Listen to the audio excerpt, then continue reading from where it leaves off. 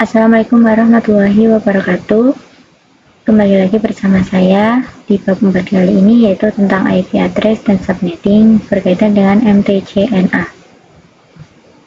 Nah, di sini tabel isinya itu ada 7. Yang pertama, pengenalan IP address subnetting, kedua IP public dan IP privat, yang ketiga classful dan classless addressing, keempat kasus subnetting 1 dan kasus subnetting juga ada sendiri, 5 konsep block subnet, yang keenam IP versi 4 delivery type, yang ketujuh konsep switch dan router. Nah, kita masuk materi yang pertama, yaitu pengenalan IP address subnetting. Pengenalan IP address subnetting yaitu ketika suatu perangkat ingin terhubung ke perangkat lainnya, baik itu menggunakan wired atau wireless, tentu saja memerlukan identitas nama pada setiap perangkat. Identitas tersebutlah yang dinamakan IP address. Nah, setiap perangkat itu memerlukan nama unik, yaitu yang disebut IP address. Nah, contohnya 192.168.1.1 dan 192.168.1.2. Nah, IP address itu ada dua versi, yaitu IP address versi 4 dan IP address versi 6. Nah, versi 4 itu terdiri dari 4 blok. Setiap blok itu ada 8 byte. Jadi, jumlahnya 32 bit. Nah, maka setiap blok merupakan angka desimal 0 sampai 255. Nah, nantinya ada istilah seperti prefix, subnet mask, IP network, dan IP broadcast. Kemudian IP range. Nah, kalau konfigurasi di Cisco itu menggunakan subnet mask. Sedangkan kalau di Mikrotik itu memakai prefix. Nah, prefix itu adalah menunjukkan IP yang digunakan. Nah, sebagai contoh, semisal IP dengan slash 24 yang bisa digunakan itu 256. Nah, selanjutnya yaitu subnetting. Adalah upaya atau proses untuk memecah sebuah network dengan jumlah host yang cukup banyak menjadi beberapa network dengan jumlah host yang lebih sedikit. Teknik subnetting membuat skala jaringan lebih luas, tidak dibatas oleh kelas IP A, B, dan C yang sudah diatur. Selanjutnya yang kedua yaitu IP public dan IP privat. Jadi di sini itu saya akan membahas tentang IP versi 4 ya, dan IP versi 4 itu ada dua jenis, yaitu yang pertama IP public dan yang kedua yaitu IP privat. Nah, IP public merupakan IP yang digunakan di internet dan bisa diakses dari mana saja. Jadi misal kalian mengakses facebook.com, YouTube, dan lain sebagainya, maka secara tidak sadar kalian sedang mengakses IP publik masing-masing yang dimiliki oleh mereka, asalkan device kalian terkoneksi ke internet. Untuk IP privat bisa digunakan di dalam jaringan lokal dan tidak dapat diakses langsung dari internet. Nah, IP privat itu dikategorikan menjadi 3 kelas, yaitu di kelas A, range-nya yaitu 10.0.0.0, nah 10 sampai 10.255.255.25. Nah, jika ada IP yang 10.256.3.1 itu bukan IP privat karena sudah melebihi batas range-nya. Nah, ini itu adalah IP public. Lalu yang kelas B itu range-nya itu 172.16.0.0, nah sampai 172.16.31.255. Nah, sama seperti yang tadi, jika ada IP yang range-nya 172.35.0.0, ini bukan IP privat karena melebihi batas range. Nah, ini IP public ya teman-teman. Nah, selanjutnya untuk kelas C ada 192.168.0.0 sampai 192.168.255. Nah, jika ada IP yang range-nya 192.169.256.10, ini juga bukan IP privat. Nah, ini itu IP public. Nah, alamat IP ini biasa digunakan pada jaringan lokal seperti kantor, sekolah, dan lainnya. Nah, ini adalah bagian penting dari konsep yang dikenal sebagai Network Address Translation atau NAT, yang memungkinkan beberapa perangkat dalam jaringan lokal menggunakan satu alamat IP publik tunggal untuk berkomunikasi dengan internet. Dan nantinya perangkat yang berada di jaringan lokal itu akan berkonsep NAT agar bisa terhubung dengan internet.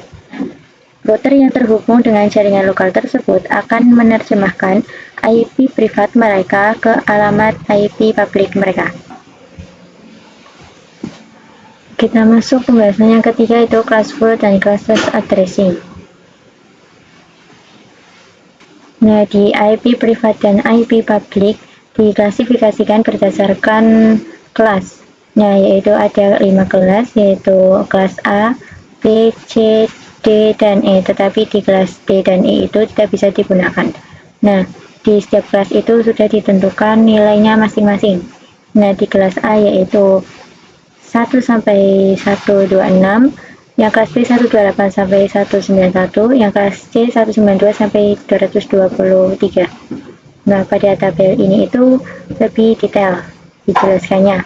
Yang kelas A itu 10.0.0.0 sampai 10.255.255.255, kelas B 172.16.0.0 sampai 172.16.31.255.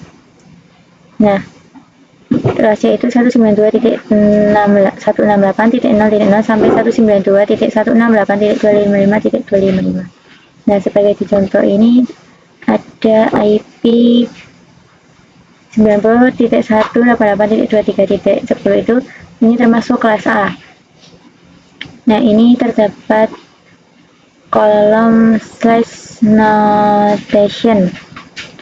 Nah, prefix dan subname itu istilahnya sama, yaitu untuk menentukan IP yang bisa digunakan. Nah, sebagai contoh terdapat jaringan lokal. Nah, di jaringan lokal ini terdapat 200 host. Nah, jika kita menggunakan prefix 8, nah kita bisa dilihat di sini kita menggunakan prefix 8 itu jumlah hostnya itu akan banyak sekali sampai 16 juta. Nah, kita itu harus memilih prefix yang mendekati atau memenuhi jumlah hostnya ya teman-teman.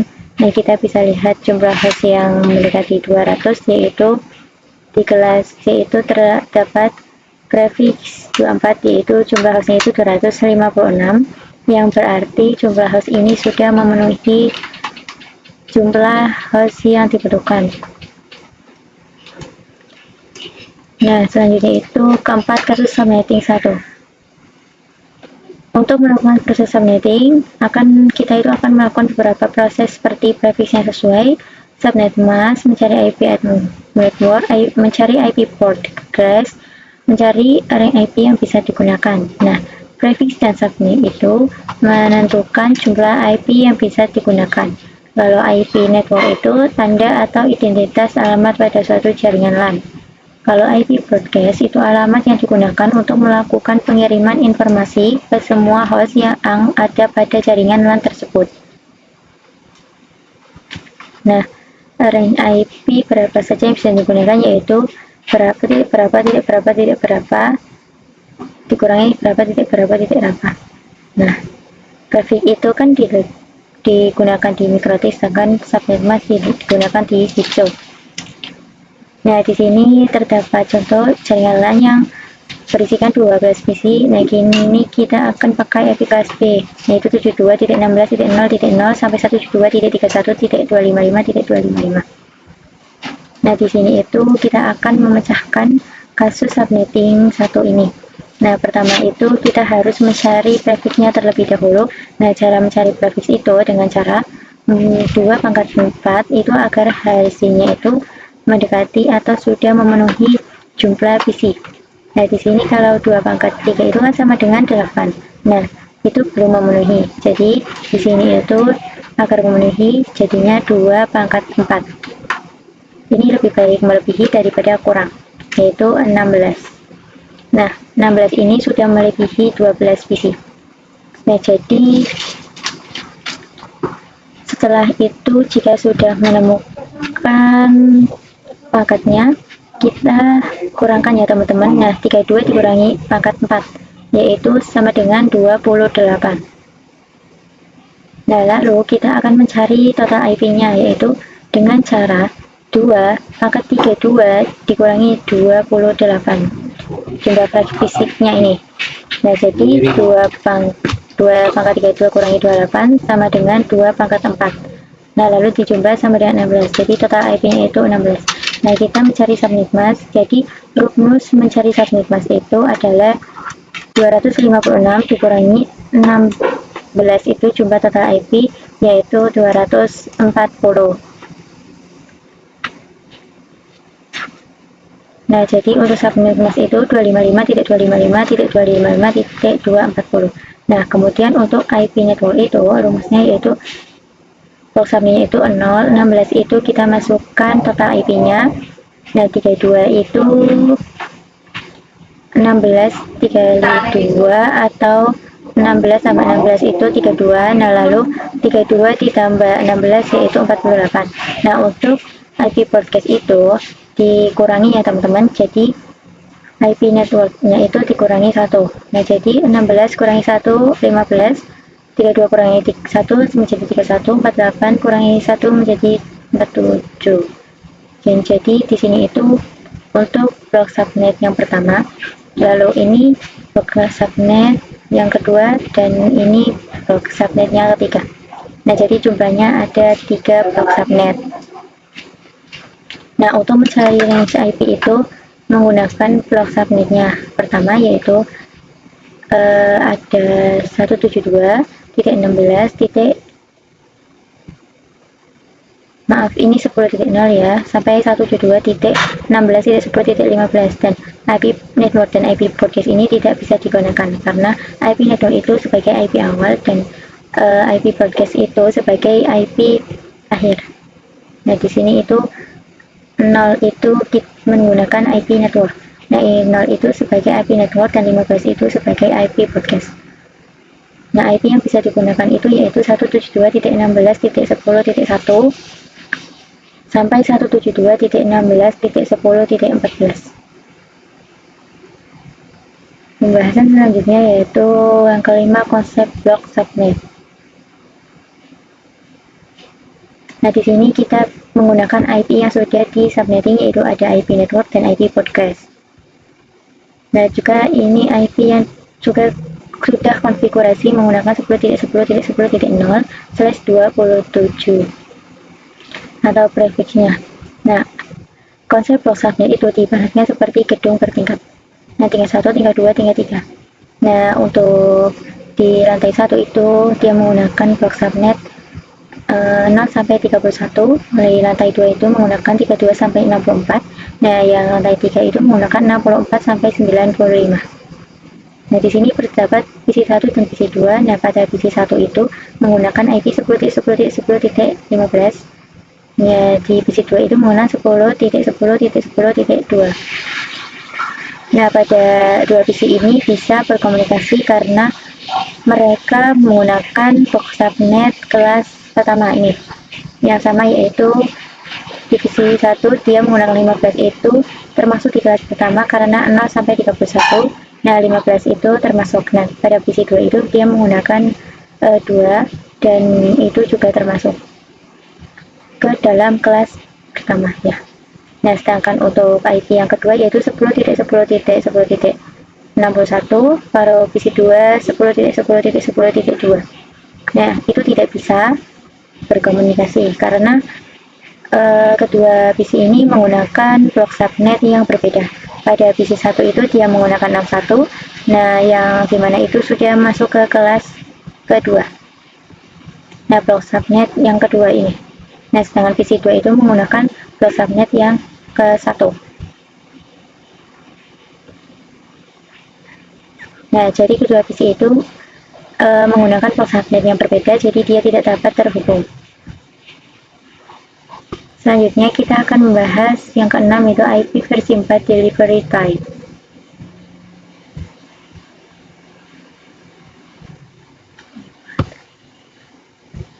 Nah, pada IP versi 4 itu terdapat 3, yaitu unicast, yang kedua multicast, yang ketiga broadcast.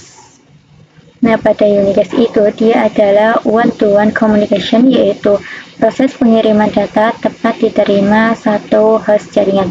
Contohnya yaitu IP address kelas A, B, C. Nah, yang kedua yaitu multicast, yaitu one-to-many communication. Artinya yaitu proses pengiriman data oleh satu host ke beberapa host yang sudah dikelompokkan tujuannya ke dalam grup. Nah, contohnya itu IP kelas D. Nah, yaitu ini broadcast one-to-all communication. Nah, artinya itu proses pengiriman data yang diterima semua host dalam jaringan. Nah, jaringan tersebut itu di dalam blok jaringan yang sama. Nah, di sini sebagai contoh, di sini yaitu contoh Unicast, yaitu terdapat PC dapat mengirimkan ke satu PC. Nah, untuk multicast itu contohnya itu di sini dapat mengirimkan ke dua PC dalam syarat mereka ini satu grup. Nah, untuk contoh broadcast itu satu PC bisa mengirimkan ke semua PC, jadi bisa dikirim ke semuanya karena one-to-all. Nah, ini tuh asalkan bisa dia menggunakan blok subnet yang sama. Yang terakhir yaitu konsep switch dan router. Nah, jadi switch itu mengkoneksikan perangkat yang satu network dan router itu mengkoneksikan perangkat yang berbeda network. Nah, agar bisa saling terkoneksi, kita bisa lakukan ketika berada di blok subnet yang sama. Nah, di sini ada beberapa PC. Nah, untuk membuka beberapa PC ini kita menggunakan switch. Nah, jumlah port switch itu ada yang 24, ada yang 48, dan yang lain-lain. Nah, untuk menghubungkan antar PC dengan switch itu, kita menggunakan kabel UTP. Nah, ini itu kita ibaratkan sebagai kabel UTP saya ya teman-teman. Nah, kemudian PC-PC ini harus menggunakan blok subnet yang sama.